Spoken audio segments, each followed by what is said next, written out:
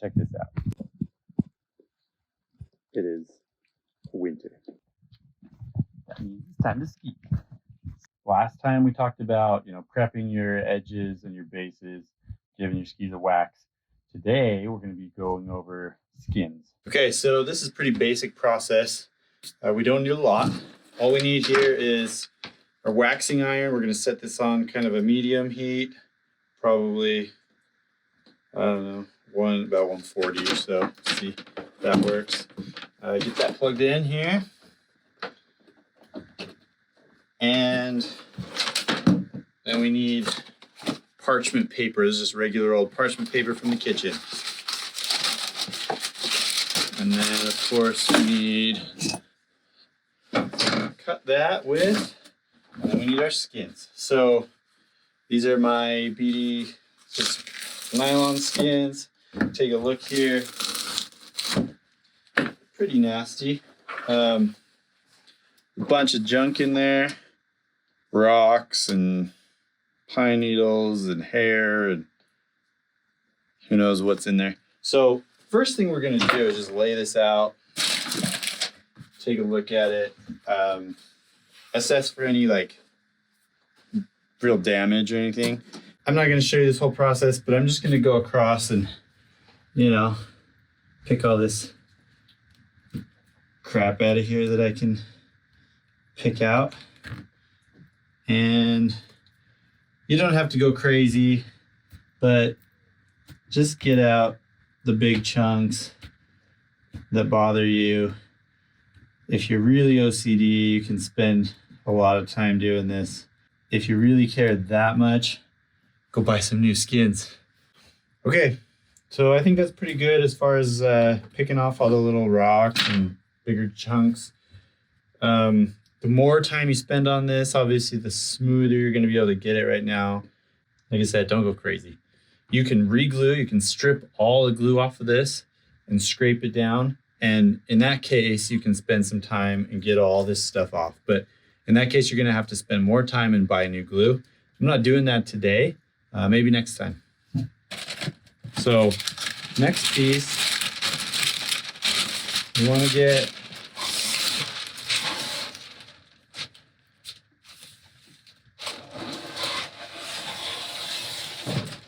like a strip of parchment paper here. You want it to be flat, no wrinkles. And then I like to just cut it so that I can use the same piece for both skins. And you can certainly do both skins at the same time under, one layer of iron. But for brevity for the video, I'm just doing one at a time here today. You just want to make sure this is, like I said, pretty smooth and laid down. Iron should be ready to go. I'm just going to start at the tip and not super hard pressure, but moderate pressure to at least flatten that glue out. And then you don't want to let this sit too long. I want to kind of keep moving at a decent clip. You don't want to burn the glue. You don't want to melt the glue all the way off onto the keeper strip or whatever. You just start to see it wet up there underneath the iron. See how it's sticky? That's what you want to see. And we'll want to see pretty good adhesion all across. Right now I'm just going on a first pass to get this kind of adhered so my sheet doesn't move around on me. I'm going to go back up to the tip here and work my way back down again a little more carefully.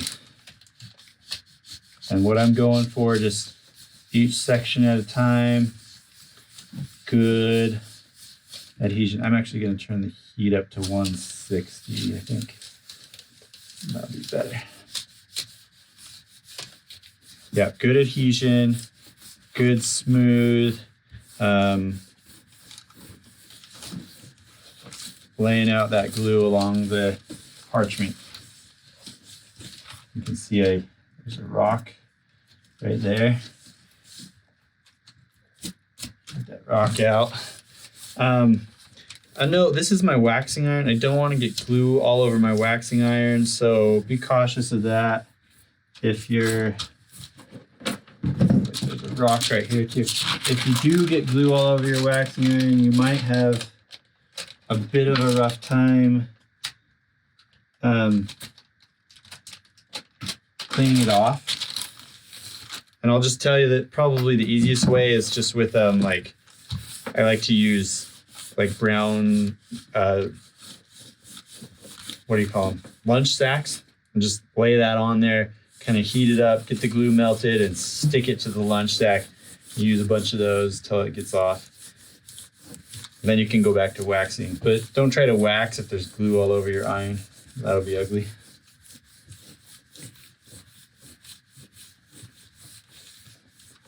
See how that just kind of lays down nicely? You don't want to see any of these little air bubbles. If you can get rid of those, that means you've got glue is all smoothed out. So while I'm doing this, let's talk a little bit about skincare. What's your skincare routine? I think I bought these used. The person that I bought them from clearly had been storing them folded in half. There's a crease right here in the middle.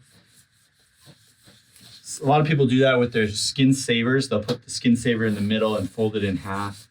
I wouldn't recommend that. I don't even use my skin savers most of the time. When I store these, I'm going to store them skin to skin. So the pairs together. That way I can hang them straight. I don't wad them up in a little ball. I hang them on kind of like in a hanger, but I just hang them in the corner of my gear room. You should keep them in the off season in a cool place, cold. So some people throw them in the freezer actually. I don't freeze mine for the most part, but I've got a nice cold storage room that really stays pretty chilly all year long. When you're in the season and you're using these, you want to make sure you dry them out. So bring them home. Don't leave them stuffed in your pack, wadded up in a ball. Pull them out, hang them up straight and flat, and dry them out between runs. So next morning when you're ready to go, your skins are ready too. They don't work as well when they're wet. You probably know that from experience on the groomers. But okay, so that one side is done. We're going to go back and do the other side here.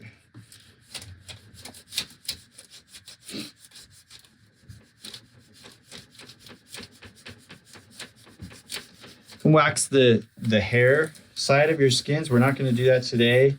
Maybe that'll be another future video as well. But if you're feeling like you don't have as much glide as you want, you can wax. Or that also helps keep them from soaking up as much water.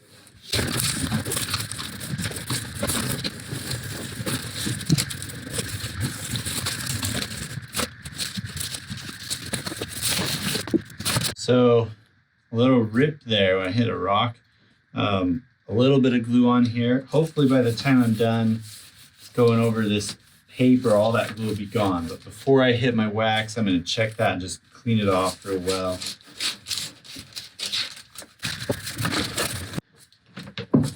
And that's all it is. So next steps, I'm just going to let this cool off.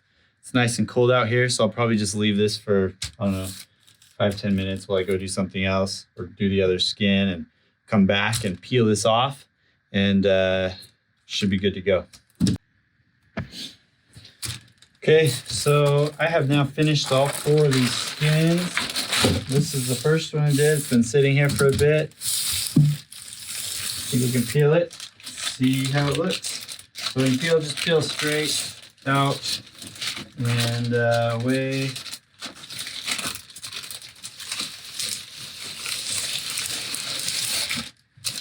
You get a few tears like this when you hit the holes from the rocks. peel it across. That was an ugly one, so tweezers go. Just grab this off with some tweezers.